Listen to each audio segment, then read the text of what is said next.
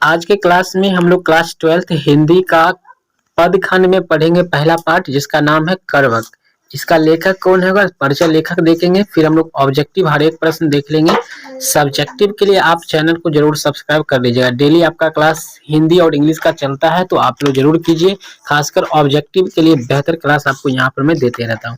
तो ये तो आपका है काव्य खंड। हम लोग गद्य खंड का देखेंगे, यानी पद खंड देखेंगे। सॉरी, पद खंड में आपका पहला जो है यहाँ पे ये है आपका करवक पाठ। करवक वाले पे हम लोग क्या करेंगे, एक क्लिक करते हैं और क्लिक करने के बाद हम लोग यहाँ पे आ जाते हैं।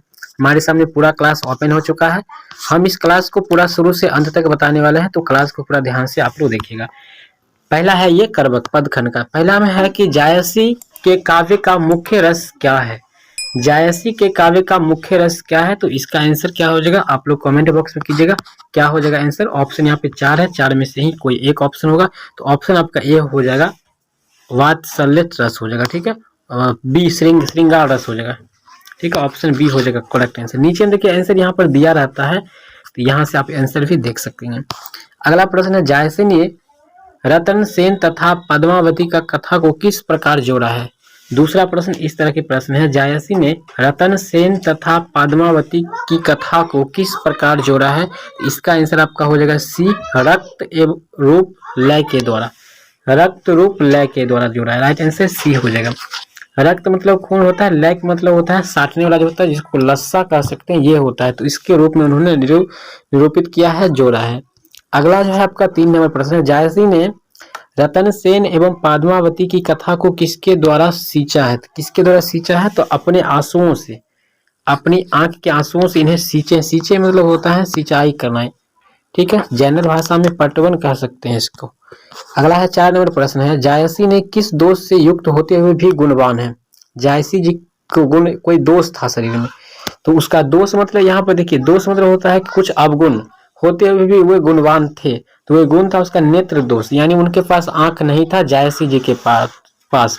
जो इस पाठ के लेखक है, ऑप्शन आपका बी, करवक पाठ के लेखक हैं ये। 5वां प्रश्न है, जायसी की काव्य किस प्रकार गंभीर एवं व्यापक है।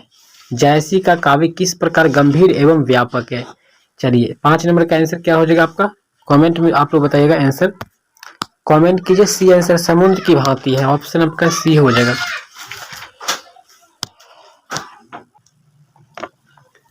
अगला प्रश्न आपका 6 नंबर है, इनमें से प्रेम के पीर के कवि कौन है। प्रेम के पीर के कवि कौन है, तो ये हो जाएगा आपका जायसी हो जाएगा। ऑप्शन आपका ए जो है बिल्कुल रूप से सही हो जाएगा।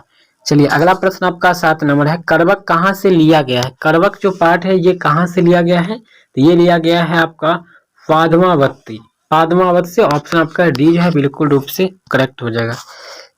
8 नंबर प्रश्न है, करवक की रचयिता कौन है, तो यहाँ पे हो जाएगा जायसी जी हो जाएगा। ठीक है, ऑप्शन आपका सी, करवक पाठ के लेखक है जायसी जी।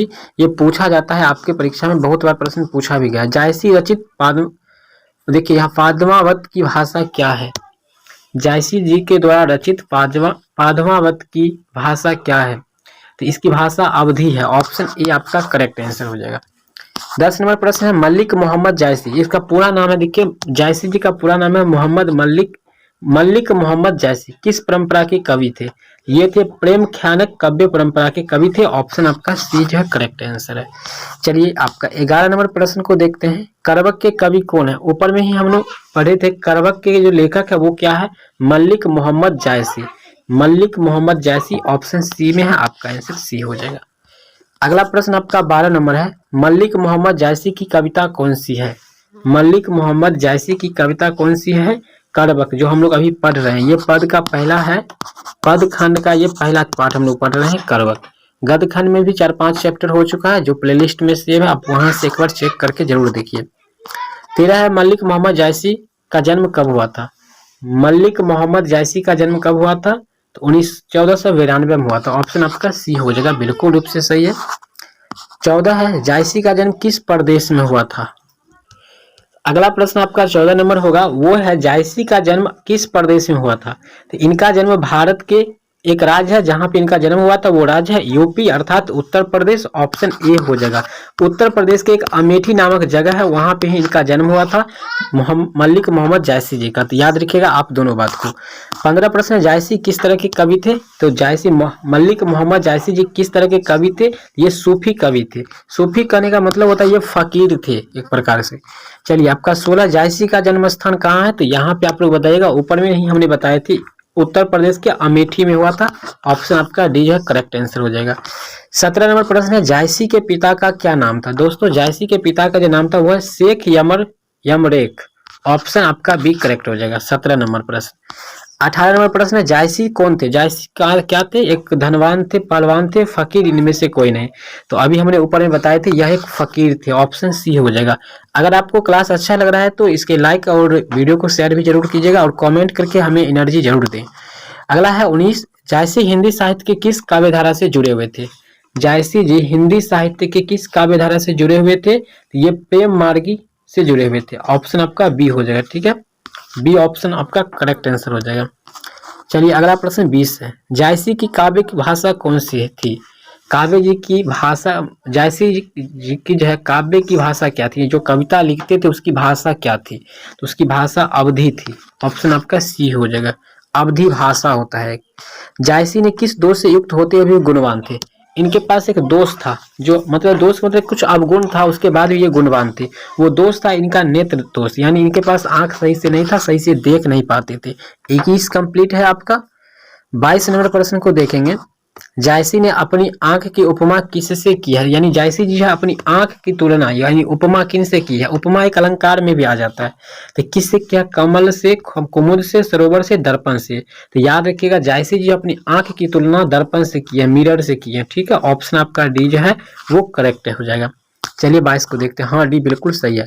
23 मलिक मोहम्मद जायसी किस शाखा के कवि हैं? देखिए ये किस शाखा के कवि, इस तरह से भी प्रश्न आपके पूछा जाता है। हम इस चैप्टर का पूरी तरह से ऑब्जेक्टिव बता दिए। एक भी ऑब्जेक्टिव आपको इस चैप्टर से बाहर नहीं पूछा जाएगा एग्जाम में, ये मैं बिल्कुल दावे कर सकता हूँ, क्योंकि इससे बाहर आपका ऑब्जेक्टिव बना ही नहीं है। एक को पूछा अलग पूछने की कोई बात ही नहीं होगा। तो मलिक मोहम्मद जायसी किस शाखा के कवि थे? तो प्रेम मार्गी शाखा, ज्ञान मार्गी शाखा, राम मार्गी शाखा या कृष्ण मार्गी शाखा? तो ये प्रेम मार्गी की शाखा थी ये। ठीक है, प्रेम मार्गी की शाखा। ऑप्शन आपका ए जो है बिल्कुल रूप से करेक्ट हो जाएगा। चलिए अगला है 24, बताइए कौन सी कृति जायसी की नहीं है? पाजमावत, अखड़ावट, आखिरी कलम, मृगावती। यहाँ पे देखिए कुछ कृतियां दी गई है जिसमें से कि कौन सा कृतियां जो है जायसी जी की नहीं है। इसमें से 3 ऐसे ऑप्शन होंगे जो मोहम्मद मलिक जायसी का मतलब के द्वारा लिखा गया होगा, एक ऐसा है जो नहीं लिखा होगा, वो है मृगावती। ऑप्शन आपका दिया गया होगा, डी आंसर करेक्ट हो जाएगा आपका। 25 है, पाजमावत किसकी रचना है? देखिए ये किसकी रचना है, तो आगे हम जानते हैं ये किनकी रचना है। तो ये रचना जो है आपका जायसी जी का है। ये तो पहले ऊपर में भी हमने पढ़े थे, मलिक मोहम्मद जायसी। सॉरी, ऑप्शन आपका सी हो जाएगा। ठीक है, तो इस तरह से हमने 25 प्रश्न आपको बता चुके हैं, जो कि इस चैप्टर का मोस्ट इंपोर्टेंट क्वेश्चन था, वीवीआई प्रश्न था। आगे आपको सब्जेक्टिव के लिए भी हम आपको बताएंगे। तो सब्जेक्टिव आपको कहाँ से पढ़ना है और ये सारे क्वेश्चन को कहाँ से देखना है, इसके लिए आपको गूगल पे आ जाना है। और गूगल पे आइए, सिंपली फटाफट यहाँ पे सर्च कीजिए अपना इसी परिवार का नाम, और मतलब माधव NCERT क्लासेस। सर्च करने के बाद आपके सामने इस तरह के पेज ओपन होगा। इस वाले पेज पे सिंपली आपको क्या करना है, यहाँ पे क्लिक कर देना है। क्लिक करने के बाद आपको नीचे आना है, क्लास 12th वाले पर क्लिक करना है। क्लास 12th वाले को ओपन करना है। जो भी विषय आपको पढ़ना है यहाँ से आकर फ्री में पढ़ सकते हैं। यहाँ पे आने के बाद आपको हिंदी पे क्लिक करना है। यहाँ पे हिंदी देख रहे हैं, इस वाले पे सिंपली क्या करना है, एक छोटा सा क्लिक कर देना है। क्लिक करने के साथ आपके सामने हिंदी का पूरा चैप्टर खुल जाएगा। पूरा खुलने के बाद आपको इसमें नीचे आ जाना है। आपको हमने पद खंड में अभी करवक पढ़ रहे थे, तो हमने करवक पर यहाँ पे क्लिक किया था। तो यहाँ क्लिक करके आप हर एक प्रकार के ऑब्जेक्टिव प्रश्न को देख सकते हैं। कल आप लोग सूरदास पद पूरा तरह से देख के आइएगा। हम लोग इससे करेंगे कल, तो कल आप लोग आगे से बताइएगा, हम यहाँ पे पीछे से पूछेंगे क्वेश्चन। और सब्जेक्टिव के लिए भी यहाँ पर दिया जा चुका है, तो सब्जेक्टिव भी यहाँ पे आकर के आप सारे विषय को देख सकते हैं। सब्जेक्टिव यहाँ पर उपलब्ध है। इस तरह से आप हर एक विषय आप यहाँ पे आकर देख सकते हैं। विशेष में आपको यह क्लास कैसा लगा कमेंट में हमें जरूर बताइएगा। बाकी मिलते हैं दूसरे वीडियो में, तब तक के लिए जय हिंद, वंदे मातरम।